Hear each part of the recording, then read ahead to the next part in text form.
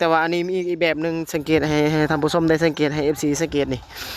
เป็นไม้นะพี่น้องอันนี้คือไม้ธรรมศาสตร์ไม้ธรรมศาสตร์ตัวนี้เสียงกลางพี่น้องเสียงกลางนั่นก็เป็นไม้ธรรมศาสตร์คือกันนะ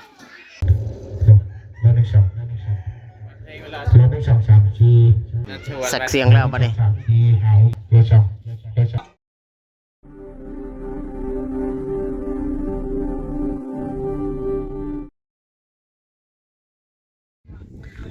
สบายดีพี่น้องอยู่กับสลีอีกเทื่อหนึ่งสบายดีสวัสดีเด้อพี่น้องเด้ออยู่กับสลีอีกเทื่อหนึ่งคลิปหนึ่งวันนี้สลีอยู่ที่หมู่บ้านแห่งหนึ่งนะก็คือจุดนี้เป็นเขตก็จะเอิ้นง่ายๆว่าบ้านฟัดชันนะผู้เล็กแต่ว่ามื้อนี้มาในคลิปงานแต่งนี้คือฟังเจ้าบ่าวพี่น้องโดยสลีจะเก็บภาพในจุดนี้มื้อนี้สลีบ่ได้ไปทางอื่นวงหมู่เพื่อนสลีทองมิวสิกนี่ไปเปิดทางเจ้าสาวนี่คือทางบ้านเกงละเถงแต่ว่าจุดนี้คือบ้านเจ้าสาวเจ้าบ่าวที่สลีถ่ายทำตอนนี้ถ้ารุ่นพี่น้องเจ้าสาวมานี่ก็จะได้ดำเนินการพิธีต่างๆหลายๆอย่างเด้แต่ว่ามื้อนี้สลีจะถ่ายสีรีวิวเครื่องเสียงนี่วงนี้พี่น้องเอาเป็นคลิปรีวิวเครื่องเสียงวงนี้ก็แล้วกันเนาะสลีก็เท่านี้มีเวลาถ่ายทำเลยวงนี้วงเบาเสริมชื่อวงของเพิ่นนี่เบาเสริมเลยสลีก็หูจักกับคนกับเจ้าของวงเพิ่นอยู่แต่ว่าเพิ่นอยู่เมืองเพิ่นได้ตู่เพิ่นนี่ตั้งอยู่บ้านเลยก็ถือใกล้เคียงกับบ้านเจ้าภาพไฟทรายเลยพี่น้องเพิ่นอันนี้ตู้เบสนี่แต่มีความพิเศษ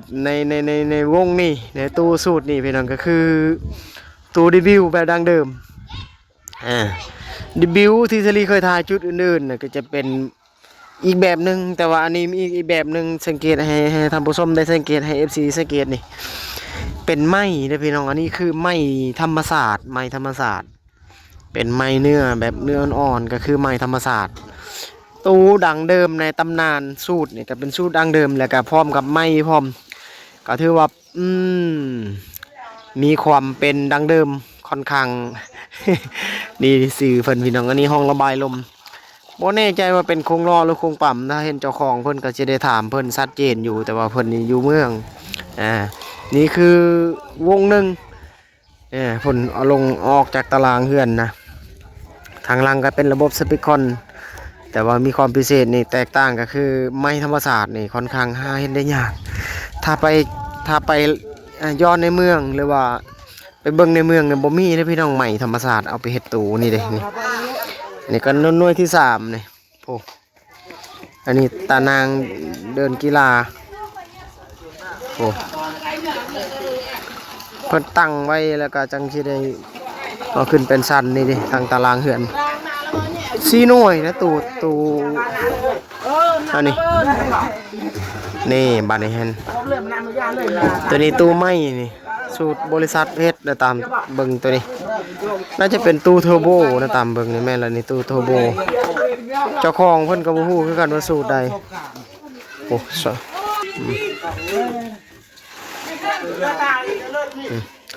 คนออกตารางเฮือนก็จะไปตั้งอยู่พุ่น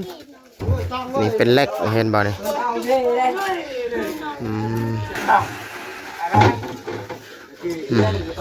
นี่ทีมงานเขาหลายคนนะบัดนี้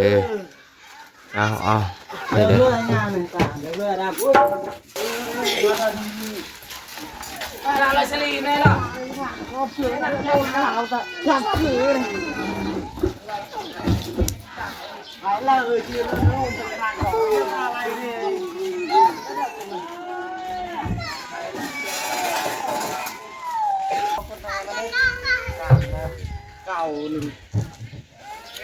ตัวนี้เสียงกลางพี่น้องเสียงกลางนั่นก็เป็นไม้ธรรมศาสตร์คือกันนะเป็นไม้พวกไม้เนื้ออ่อนนี่สังเกตมันมีรอยแตกอยู่ในนี้พี่น้องนี่มีรอยแตกอยู่ในนี้ใหม่นี่เก่าแก่ดังเดิมน่าจะ10 กว่าปีหรือ20 ปีนะตามเบิ่งรองรอยจากสภาพใหม่นี่แต่ว่ามีความหน้าพี่น้องสังเกตในมือสลีนี่มันจะมีความหน้าประมาณอยู่2-3 เซนบนล่ะนี่เสียงกลางนี่ก็คือกันนี่มันหน้าได้ไหมบ่เป็นไม้บางๆนะทุกคนสังเกตนี่เสียงกลางเพิ่นนี่เป็นดอก15นะรู้สึกว่าเป็นดอก15จะมีโลโก้อยู่ตรงนี้เด้ตู้ เมื่อก่อนเนี่ยจะเป็นแบบนี้นะตัวอัดพาลำโพงไว้นาโนวาพี่น้องดอกนาโนวาจะมีโลโก้อยู่น่าจะเป็นนาโนวาหมดอันนี้เห็นวอยเป็นวอยสามมาวอยน้อยๆนี่จะเป็นโครงปั๊มหรือโครงล้อเนี่ยบ่แน่ใจคือกันนะเก่าและตามเบิ่งมันใช้งานได้อยู่เสียงเลยแต่ตามสภาพพี่น้องเนาะก็ถือว่าเสียงดีอยู่พอได้พังอยู่พี่น้องนะครับเจ้าบาฮับเจ้าสาวต่างๆอันนี้ก็ฮับเจ้าสาวได้เปิดจุดนี้เจ้าสาวเนี่ยอยู่บ้านแกงละเท่งวูเพื่อนเซรี่ไปเปิดทางนั้นก็คือบ้านเจ้าสาวเซรี่ปกติก็ไปน้ำกันตลอดวงของมิวสิกรถดิเบโลสีพานะแต่ว่าเซรี่มื้อนี้บ่ได้ไปก็คือคาเวียก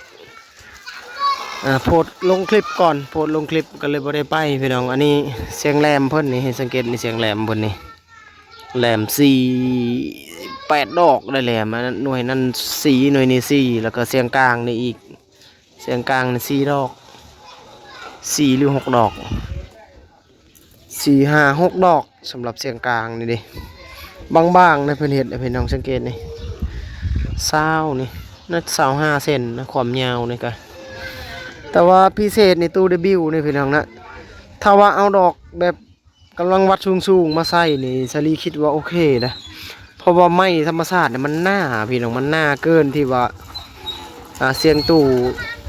สำหรับมุมมองซาลีนะซาลีคิดว่าเสียงบ่ออกปานใดนะมันหน้าโพดนี่ถ้าเอาดอกกำลังวัดสูงๆนี่จะน่าจะโอเคอยู่นี่เขาบ่มีเสียงเลยนะเขาเคาะแบบนี้นะมันแน่นตึงๆเลยมันหน้าเลยนี่นะประมาณอยู่2-3 เซนพนละนี่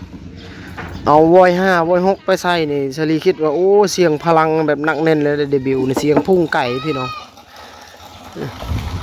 เอาวอย6ไปใส่ดอก18นี่5ดอก18ชลีคิดว่า4 ดอกนี่ถือว่าโอเคแล้วล่ะนี่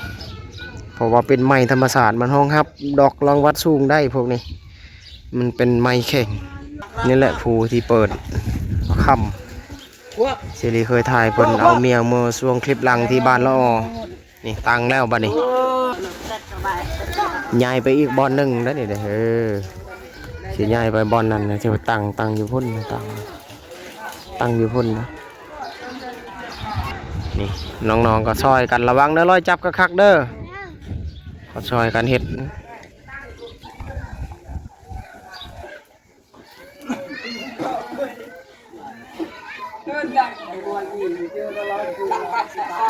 เรียนก็ขอคิดอ่ะ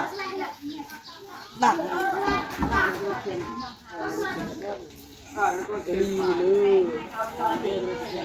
การเจ้า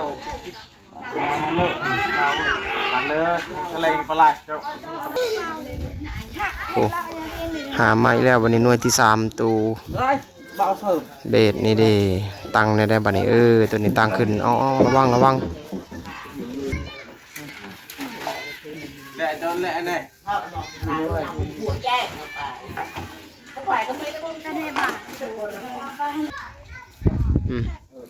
วิธีการตั้งตัวเบสพี่น้องบัดนี้เดบิว3 หน่วยแล้วก็หน่วยที่4ตัวนี้แล้วก็มีอีก2 หน่วยอยู่พูตู้เทอร์โบตัวนั้นเป็นแบรนด์คนลาวเจ้าของเพิ่นบอกให้ถ่ายรีวิวอยู่แต่ว่าลืมแล้วชื่อนะชื่อเจ้าของผู้เฮ็ดนะคนอยู่เมืองใดเมืองหนึ่งในลาวนะชาลีลืมนะพี่น้องตังแล้วบัดนี้ตัวเดบิวตังขึ้น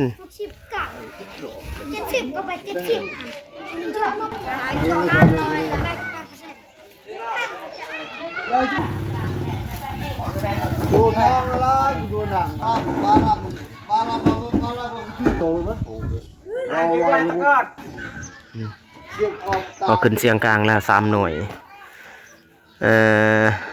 ตั้งขึ้นเสียงกลางวอยเห็นนัดวอยเลยทางกลางดอกอันนั้นจะเป็นวอย3ตัวนี้น่าจะเป็นโครงปั๊มตัวนี้นี่ดิแนมแมนฮอปวอยเลยแนมวอยเนี่ยเห็นว่า9นี่จะเป็น9นั่น9 เทียนวันนี้เอาระวังเด้อวันนี้การเปิดนี่ โอเคอยู่พี่น้องเอาสวยงามเลยพัดลม หน่วยหนึ่งนี่ก็สองบอลนี่บอลนี่แรมก็ขึ้นนะวันนี้แรมไว้ทางกลางวันนี้ผู้บริหารนี่แหละอาคัมหลังจากล่าสุดเอาเมียฟังนั้นของสายเซบางเฮียงที่เฉลีไทยในคลิปหลัง ดำเลยนี่ครับที่ห้องลำโพงปากแคบน้องเบิร์นไปเรื่องลำโพงอันตะกระ จะเป็นแต่แดงในนะเป็นด้วย มัดสายด้วยนะมัดตัวเบสแล้วก็มัดเสียงกลางพร้อมมาเลยเอาสายยางมาต่อ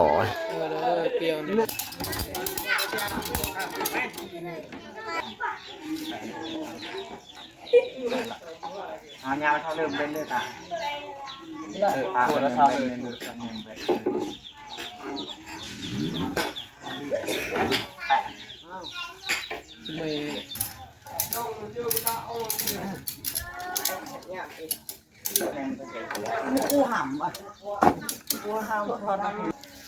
แล้วก็บรรยากาศ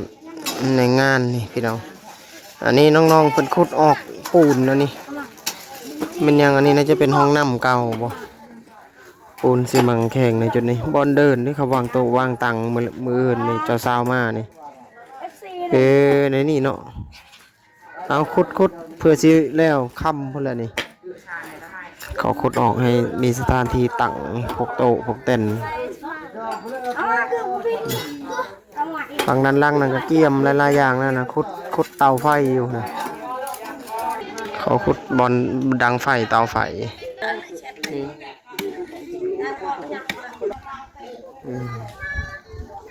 เขาวางบอลดังไฟหนึ่งเข้าหนึ่งนำก็ต้องผ่านขั้นตอนจุดนี้ก่อนเขาเห็ดหลายอย่าง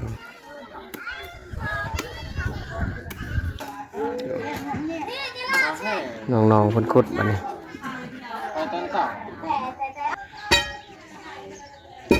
แล้วตั้งตัวเบสวันนี้สิเอาเครื่องปรุงมาตั้งบอกเลยว่าในใดขั้นตอนในจุดนี้เพราะว่ามือเปิดเนี่ยเป็นมืออื่นนะตอนนี้เนี่ยจะ2-3 โมงช่วงค่ำๆหน่อยหนึ่งแล้วคนก็เกี่ยมไว้ทางบ้านจะเบานี่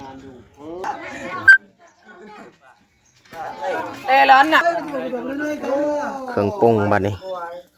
เอาแอม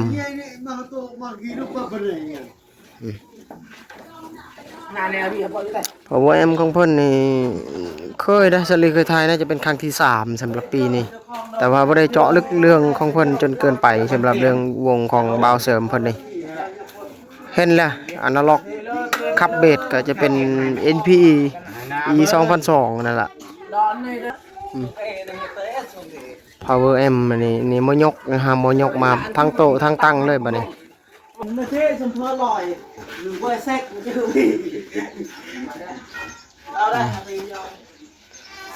ส่วน Power ก็มาตั้งอยู่นี่ละ2 เท่น3 เท่นนะส่วน Power ข้างบนทั้งหมด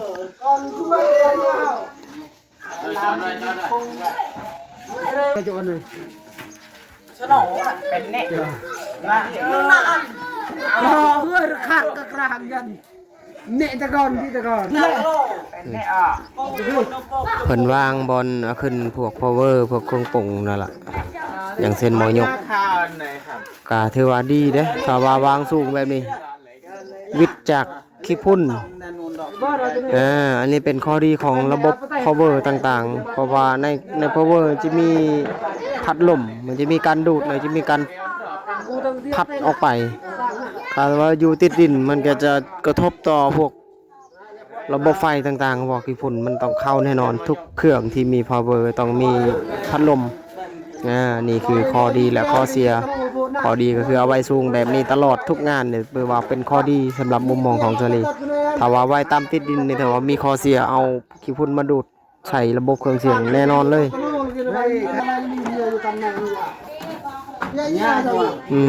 บัดนี้ power เล็กเพิ่นเลยรู้สึกว่าเป็นไม้ธรรมศาสตร์เล็กใส่ power amp เลย3 เท่นนี่โอ้หนักบ่แม่นง่ายๆเด้ตามเบิ่งเอาขึ้นเครื่องปรุงบัดนี้พี่น้องเอ้ย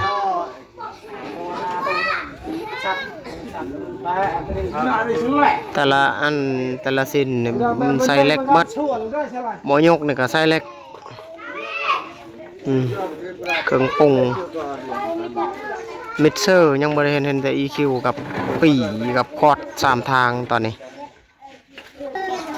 บัดนี้แล้วเป็นที่เรียบร้อย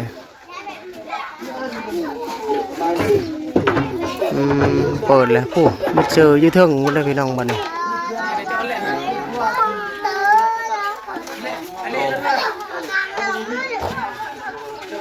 ขันอยากปรับอยากมุ่นก็ขึ้นไปยืนอยู่พุ่นแหละพี่น้องเลยก็ถือว่า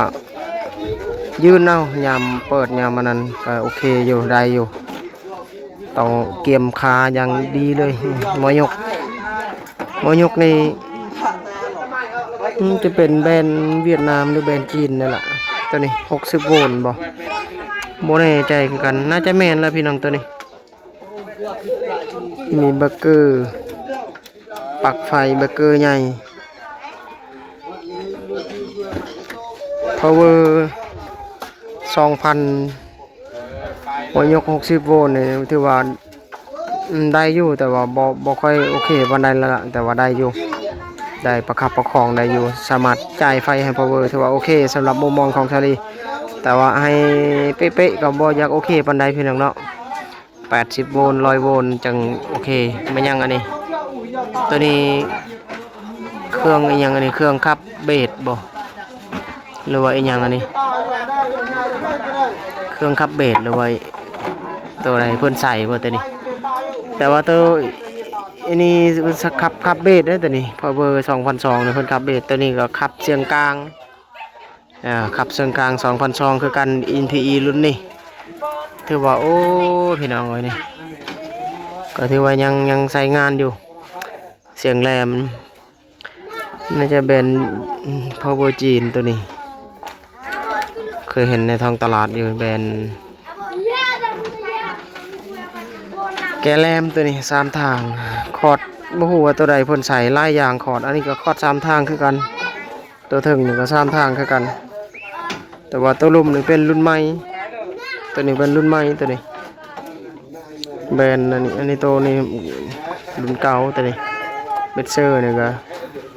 อยู่เทิง EQ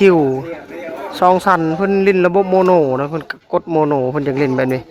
ตัวนี้เพิ่นน่าจะขับกลางตามเบิ่งตัวลุมนะตัวถึงน่าจะขับเบสเพิ่นกดระบบโมโนปีน่าจะใช้กับไม่บ่น่าจะแม่นนั่นแหละปีเพิ่นมาต่อทางหลังอันนี้ต่อทางหลังแหลมนี่ต่อแล้วบัดนี้ต่อแล้วบัดนี้เอาถ้าลุ้นพี่น้องระบบสายไฟนี่แหลมเยอะน่ะบอกอ้วนเยอะเยอะดูน่าจะให้ไฟเล่นตัวใส่มันแม่งเราเบิ่งการต่อบัดนี้ power เพิ่นก็จิ้มใส่อันนี้เลยแบบนี้เลยเพิ่นใส่สายข่วงนะชแนลที่2ไปหาชแนลที่1มาติ power เพิ่นน่ะกดโมโนบ่เข้าบ่พี่น้องบ่แน่ใจคือกันนี่เพิ่นใส่แบบนี้เพิ่นกดสตูดิโอแล้วก็อาจจะโมโน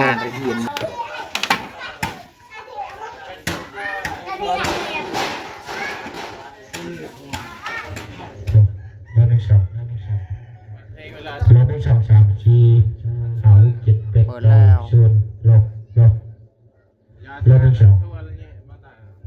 เปิดเพลงเลย แล้วได้ช่องทางที่แม่ใส่เราเยอะเลยหนูก็เลยอันชวน สักเสียงแล้วบัดนี้ ที่หาเจ็ดโลช่อง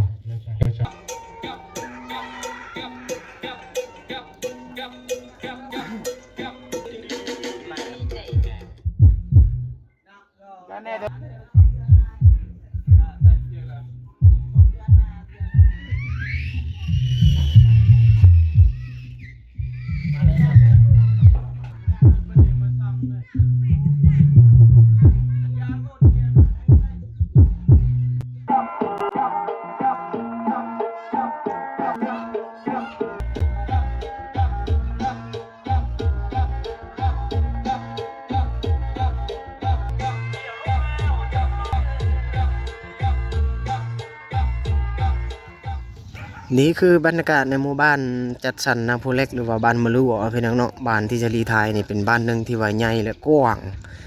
จุดนี้นี่บ่ห่างนะจากบ้านสลีพี่น้องประมาณ700 เมตรหรือ600 700 เมตรนี่แหละพี่น้องเนาะฟังงานแต่งเฮือนเจ้าภาพฝ่ายชายหรือว่าเฮือนเจ้าบ่าวกับหลังนี้ละนี่หลังนี้แหละเฮือนเจ้าบ่าวพี่น้องมีการเซ็กระบบเครื่องเสียงต่อเครื่องเสียงต่างๆเนาะวงนี้วงไอพอเสริมเพิ่นเจ้าของเพิ่นน่ะอยู่เมืองคนแหละนี่เต้นพร้อมๆเลยเฮือนนี่ไม่ไหม้เลยเฮือนเฮาก็เฮ็ดแนวใหม่นี่เอาไผมาบ้านพอดีเลยเจ้าสาวได้อยู่เฮือนใหม่พี่น้องสวยงามจากจุดนี้ไปหาบ้านเจ้าสาวนี่ประมาณอยู่เกือบ6-7 กิโลนี่ละประมาณนี้เลยพี่น้องเนาะสลีบ่แน่ใจแต่ว่าทางเจ้าสาวนี่เป็นเขตชนบทเด้อพี่น้องเด้อแต่ว่าไฟฟ้านี่มีอยู่มีอยู่แต่ว่าเขตชนบทห่างจากความเจริญนะอยู่ในเขตเมืองพีนคือกันนั่นแหละทางบ้านเจ้าสาวจุดตีสลีไทยนี่บ้านเจ้าบ่าวพี่น้องมื้ออื่นนี่จะเศร้ามาเด้อพี่น้องเด้อถ้าว่าสลีมีโอกาสดีเหมาะสมสิเก็บภาพทางเจ้าสาวมื้อนี้รีวิวเครื่องเสียงวงไอพอเสริมเพิ่นเสียงนี่ถือว่ากับพังทำอันนั้นแหละพี่น้องเนาะตามเห็นโครงล้อนี่ก็เป็นดอกโครงปั๊มเสียงกลางพี่น้องว่ามันโครงล้อจะเป็นโครงปั๊มตามเบิ่งงบเสียงก็ตามที่เห็นนั่นแหละพี่น้องเนาะช่วงท้ายคลิปได้สลีบรรยายในช่วงนี้ถือว่าโอ้ลงคลิปหลังนี่อยู่ที่บ้านละอ้อพี่น้องต่อในคลิปนี้มื้อนี้เอาบัดนี้เจอกันใหม่ในคลิปต่อไปพี่น้องสลีถ่ายมื้อนี้เอาประมาณนี้ก่อนไปเจอกันใหม่โอกาสหน้า